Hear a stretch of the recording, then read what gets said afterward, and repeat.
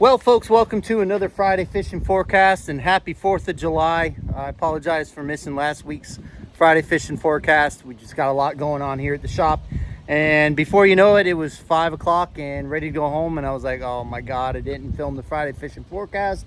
I forgot about it, but some people gave me grief about it, but most were pretty understanding, so I appreciate that. So with the weather, it looks like there's a low pressure system that's going to form off the East Coast and move up the East Coast. So what it's been doing to us is it's been giving us some higher rain chances, but tomorrow they've dropped the rain chances to about 20%. The winds are going to be somewhat light. It's going to be, I think, a great time to fish in the bay. If you've got a little bit bigger boat, fishing offshore is not out of the question. They're calling for like 1.5 every 4 seconds.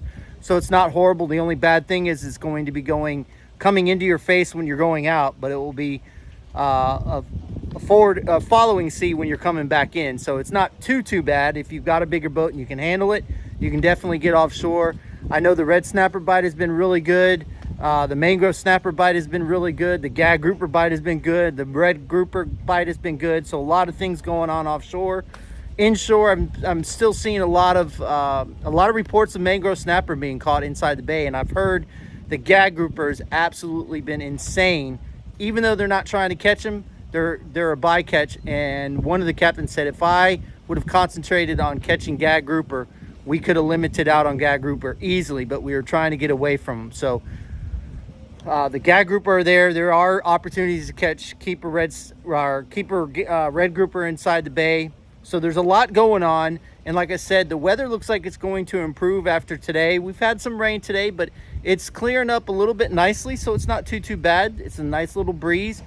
So I think it's going to actually turn out to be a great weekend. Now, with that being said, to explain a little bit about the shrimp situation, a lot of people are saying, oh, you know, they're small shrimp, blah, blah, blah. Okay, during this time of year, the big shrimp move offshore and they leave the spawn that spawned earlier this year. So that's what we've got left. Now, not saying that we're not getting decent sized shrimp, because a lot of our smalls are decent sized, but we are getting shrimp. We're getting 5,000 tonight. We got 5,000 last night, so we got plenty of shrimp in stock for tomorrow morning, for Sunday morning.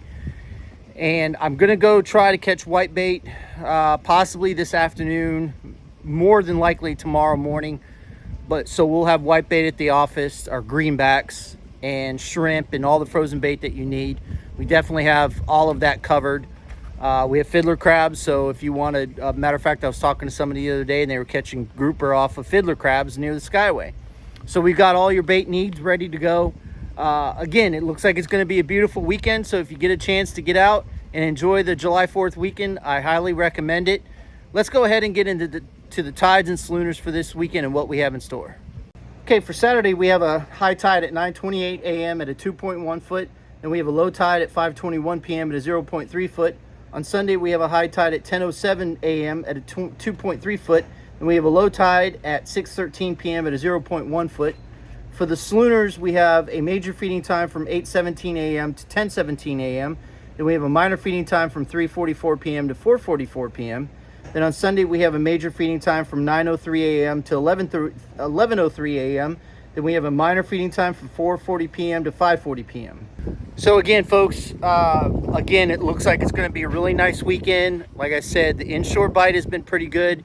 We have a pretty good outgoing tide most of the day for those 2 days. It's blowing out of here right now, so you'll have good tidal movement. If you want to fish for snapper and grouper inside the bay, I highly recommend it. Do it in the morning, especially on that major feeding time.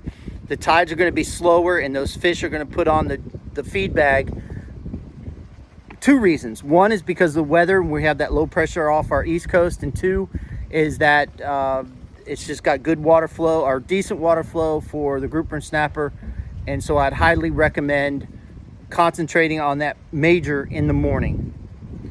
Again, if you guys have not subscribed to the website and to the YouTube channel, it will put you in the drawing to win, to go fishing with us. We're picking a subscriber winner every 500 subscribers. So I was going to contact one of our winners this last week, but with this weather being so iffy, kept seeing 9 inches of rain through Sunday, blah, blah, blah. And I didn't reach out because I thought it was going to be a crappy weekend, but we're going to get them out very, very soon. So if you haven't signed up, definitely go to the website and sign up there, and definitely go to the YouTube page and subscribe there.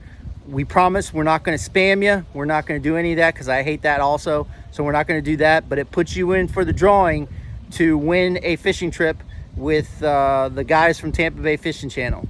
Again, I just want to say thank you to everybody for all of the support. It's been crazy here at the shop. We really, really appreciate it. Fish more, catch more, and we'll see you on the flip side.